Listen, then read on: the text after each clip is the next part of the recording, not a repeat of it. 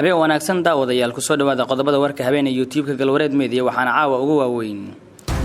dagaalamayaal ka tirsan al-shabaab oo la ogaaday inay ku jiraan guryaha mas'uuliyiin ka tirsan dawladda Soomaaliya ra'iisul wasaare Khayre oo shir xasaasi ah maanta Muqdisho kula yeeshay wafdi ka socday dawladda UK sir laga helayo sida ay wax uga socdaan Kismaayo xilli birri doorasho ay dhacayso carwada bandhiga buugaagta Muqdisho maanta caasimada dalka laga furay iyadoo ay tahay sanadkii shanaad ee la qabto taliyaha ciidanka xoogga dalka oo maanta tagay deegaano dhawaan al-shabaab laga saaray Soomaaliya oo 4 sano kadib laga cafinayay deymaha lagu leeyahay iyo golaha ammaanka ee qaramada midoobay oo hadda leh shir ay uga hadlayaan arrimaha Soomaaliya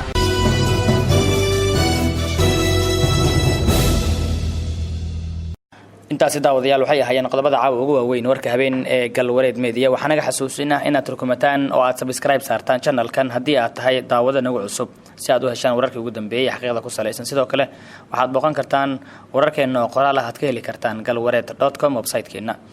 aan ku horeeyo dagaalamayaal ka tirsan al-shabaab ayaa la ogaaday inay ku jiraan guryaha mas'uuliyiin ka tirsan dawladda Soomaaliya waxaana la sheegayaa in digniin loo diray mas'uuliyiintaasi oo la leeyahay al-shabaabka guryihiina ha ku haysanin ay iska saara oo shabaabka dagaal baa lagu jiraayay maxkamadda ciidamada qalabka sida geeya si loo xukumo isla markaana shabaabka la marsiyo wadadii loo baahnaa in la marsiyo Liibaan Cali Yaro gudoomiyaha maxkamadda sare ee ciidamada qalabka sida ee Soomaaliya oo Baydhabo ku sugan ayaa hadalkan ka sheegay iyo askarta waxaan ugu digayaa askarigii ka qayb galo shaqo qabiil ama shaqo shabaab wuxuu la mid yahay sida shabaabka oo kale waxba ma dhaamo wuxuu qaadanaa sharciga ugu adag xukunka ugu adag ayuu shariicada islaamka aan waafajinaynaa dhinaca kalena ra'iisul wasaaraha Soomaaliya Xasan Cali Khayre ayaa maanta shir xasaasi ah waxa uu Muqdisho kula yeeshay wafdi ka socday dawladda UK wafdigan ayaa waxa hogaaminayay wasiir dawlaha u qaabilsan dawladda UK arrimaha Afrika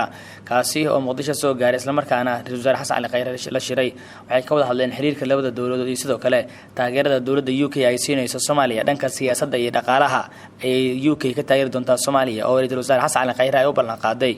kulanka kadibna waxa hay'adaha warfaafinta la hadlay wasiir dawladda xafiiska ra'iisul wasaaraha Mudane Xamud waxa saaka xafiiska ra'iisul wasaaraha nagu soo booqday wasiirka Afrika dawladda boqortooyada Ingiriiska Andrew Stevenson oo member of parliament ka ah Manchester waxayna ahayd booqashadiisii ugu horeysay oo ku yimaado wadan ka baxsan wadanka Ingiriiska sidii ay dawladda cusbeed ay Boris Johnson ra'iisul wasaaraha ka yahay taas waxay muujinaysaa muhiimadda ay dawladda Ingiriiska siinayso saaxiibtinimada ka dhaxaysa dawladda Ingiriiska boqortooyada Ingiriiska iyo Soomaaliya waxaan ka wada hadalnay xiriirka qotada dheer ee labada wadan ka dhaxeeyay waxaan ka wada hadalnay arrimaha siyaasadda arrimaha dhaqaalaha horumarka ay Soomaaliya sameysay ilaa iyo tan iyo waagii dawladda uu madaxweynaha ka yahay Maxamed Abdullaahi Farmaajo iyo ra'iisul wasaare Xasan Cali Khayre ay hogaamiyaan horumarka ay ka sameysay dhinacyadaas waxaan ka wada hadalnay ujeedada fog iyo muhiimadda fog ay Soomaaliya ay ka rabto inay ka gaarto dawlad wanaaga horumarinta dhaqaalaha iyo horumarinta arrimaha bulshada waxaan ka codsanay dawladda Ingiriiska oo weligeed taageero buuxda u bixin jirtay wadankan Soomaaliya taariikh fog iyo saaxiibtinimo fogna leh inay caawinaadaas ay u noqoto hormuud inay Soomaaliya hormuud u noqoto ay noqoto codka Soomaaliya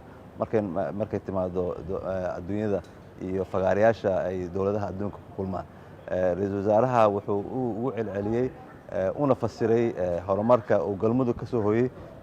6 isbuuc oo meesha ku maqnaa iyo dib u habeynta siyaasadda iyo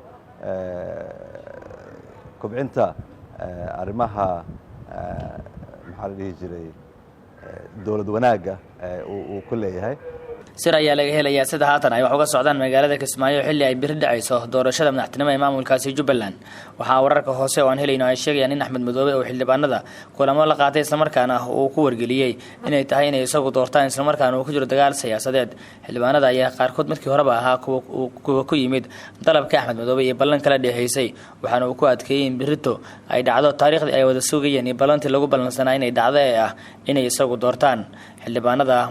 baarlamaanka Jubbaland ayaana laga dhowr sugayaa bixin natiijada ay ka soo saari doonaan shirkooda ay ku leeyihiin Kismaayo ee ay ku dooranayaan madaxweynaha muddada soo socota talin doona ee maamulka Jubbaland sidoo kale waxa xusid mudan waxa shirar gooni ah iyagoo magaalada Kismaayo ku leh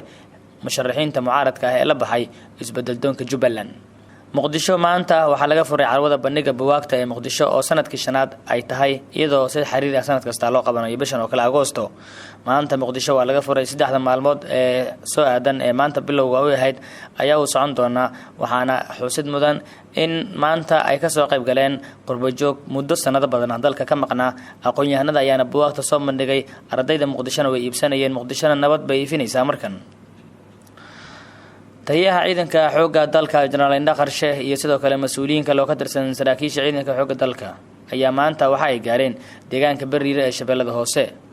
Soomaaliya ugu dambeyntii 4 sano kadib ayaa laga cafinayaa deymaha sida uu sheegayba wasiir Bayle oo maanta warbaahinta la hadlay idoo golaha ammaanka ee qaramada midoobay ay haatan leeyihiin shir ay u hadlayaan arrimaha Soomaaliya. shirkaasina waxa ka qayb galaya safiirka Soomaaliya ee u fadhiya xafiiska qaramada midoobay. guud ahaan warkayna caawa ay galwareed midii waan intaas dariiqa aan ku jirno oo aan ugu horaan ku sheegay waxaan ugu celcelinayaa muhiimadda ay leedahay dariiqaasi wadanada qaarkood 15 buu ku qaataa sanadood waa dariiq dheer aan mar kale idin xasuusiyo dadkiina ardayda waxa weeye kalaaskii maanta lagaaga baana hadaad qaadan weydo sanadkan ma garaajiin garoobiis wax walba wax buu ku xidhan yahay maanta wax walba wax buu ku xidhan yahay haddaad laakiin sanad walba wixii lagaa baahna qaadato oo macallinku markuu taskaray yiraahdo waad baastay 4 sano waad ku dhamayn laakiin daawad ku celin hadda doonto ilaa iyo dhowr iyo 10 sano yaa ku celin tanna hypic initiative kale leeyahay waa taas oo kale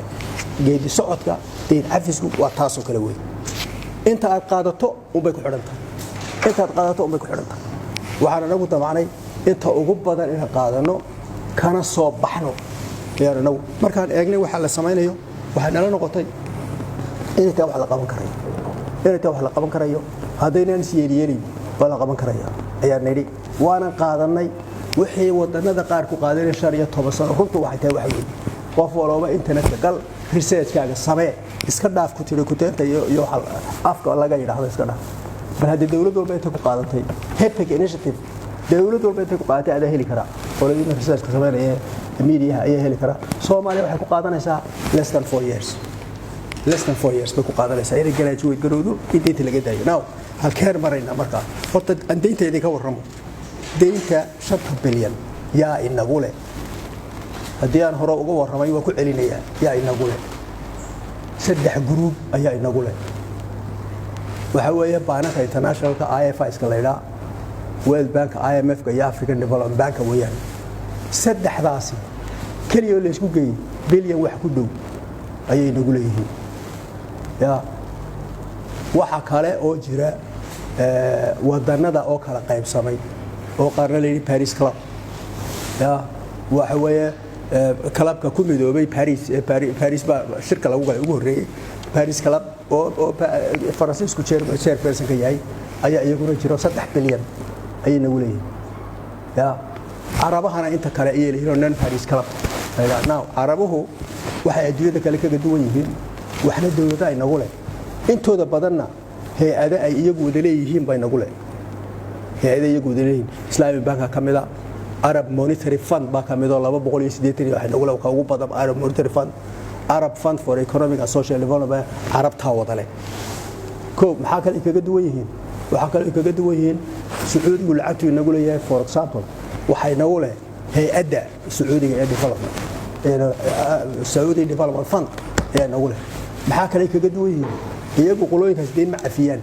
dib uun ba u dhigi karaan waxyaalaha marka maanta laga shaqeynay madaxweynaha iyo ra'iisul wasaaraha ka shaqeynay waxa weeye sidii aan dawladaha ugu tagi lahayn oo aan oran lahayn deynta idinku naga bixiya iyaga boqorka ama boqorada ama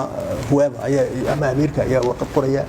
xooraya lacagta intaas aad ku leedahay Soomaaliya waa ka jeeday iyagu marka jeegaasi qaadanaya iyagu ma afiyaan marka qolo waliba sidii nooga afin lahayd ayaa taladeeda hayna now